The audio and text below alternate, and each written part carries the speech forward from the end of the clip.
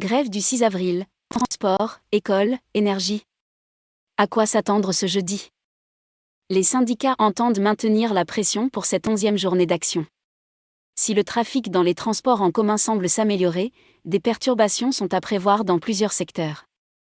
L'intersyndicale a appelé à une 11e journée de mobilisation contre la réforme des retraites jeudi 6 avril, alors que ses représentants rencontrent la Première ministre ce mercredi et que les sages doivent se prononcer la semaine prochaine, vendredi 14 avril, sur la constitutionnalité de la réforme et sur la recevabilité de la demande de référendum d'initiative partagée, RIP, lancée par la gauche. Circulation des trains et tramways, action des routiers et éboueurs, mobilisation dans les écoles. Sud-Ouest fait le point sur cette nouvelle journée d'action, secteur par secteur. Sur les rails. La SNCF prévoit de faire rouler 3 TGV sur 4 ainsi qu'un TER sur 2, a annoncé le groupe mardi. Le trafic sera donc en nette amélioration par rapport aux journées précédentes, y compris en Île-de-France. Le trafic intercité restera très perturbé avec seulement un quart des trains maintenus par rapport à d'habitude et aucun train de nuit. Les liaisons internationales Eurostar vers l'Angleterre et Thalys vers le Benelux seront quasi normales. Concernant la RATP, un préavis de grève a été déposé mais le groupe prévoit un trafic quasi normal sur les réseaux de métro, bus et tramway. À Bordeaux, le réseau Transport Bordeaux Métropole, TBM, circulera normalement à l'exception de la ligne 71, peut-on lire sur leur site. Des interruptions des tramways et des déviations des bus sont néanmoins à prévoir à mesure que le cortège de manifestants se déplacera. Sur les routes. l'UFROUT entend se mobiliser, massivement par des actions en amont et dans les défilés. Dans le sud-ouest, plusieurs opérations escargots ont eu lieu lors des précédentes journées de manifestation. Dans les airs. L'USAC-CGT a appelé, dans un communiqué, l'ensemble des personnels de la Direction Générale de l'Aviation Civile, DGAC, et de l'École Nationale de l'Aviation Civile, ENAC, à se mettre massivement en grève et à participer aux manifestations. La DGAC a à nouveau demandé aux compagnies aériennes d'annuler 20% de leurs vols à Bordeaux, Marseille, Nantes et Toulouse. Des retards sont également à prévoir. Dans les écoles.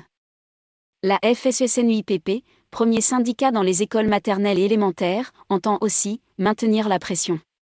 Les estimations de mobilisation du corps enseignant n'ont néanmoins pas encore été communiquées. Le 28 mars, lors de la dernière journée de manifestation, 30% d'entre eux s'étaient mobilisés, selon le syndicat, qui avait justifié ces faibles taux-parts, des journées d'action qui se succèdent et deviennent un sacrifice financier pour les enseignants. Dans l'énergie et l'industrie. Les fédérations nationales CGT des ports et docks, des cheminots, des industries chimiques, du verre et céramique et des mines énergie appellent à la grève reconductible dans un communiqué. À Bordeaux, la CGT Énergie a revendiqué mardi une coupure d'électricité qui a touché 22 000 clients de l'opérateur Enedis, ainsi que la gare. Dans les raffineries, le groupe pétrolier Esso ExxonMobil a annoncé mardi le redémarrage de la production de sa raffinerie de Port-Jérôme-Gravenchon, qui avait été mise à l'arrêt le 25 mars dernier faute de pétrole à raffiner en raison de la grève au terminal pétrolier du Havre. La grève y a néanmoins été reconduite jusqu'à jeudi, mais les grévistes ont accepté la semaine dernière de signer un protocole avec la direction, qui prévoit la sortie de 43 millions de litres de carburant des bacs, remplis à ras-bord, afin d'approvisionner les stations-service d'Île-de-France.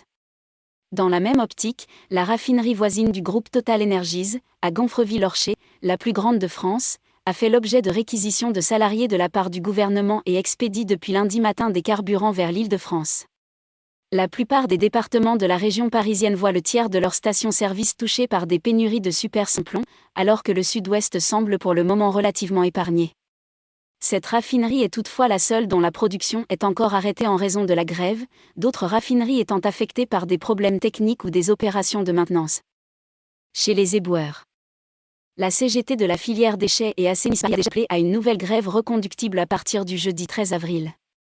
Cette annonce intervient alors que les rues de Paris ont retrouvé en ce début de semaine une apparence quasi normale après 3 semaines d'une grève symbolisée par un pic à plus de 10 tonnes d'ordures non ramassées, et des tas de poubelles atteignant plusieurs mètres de hauteur dans certains quartiers.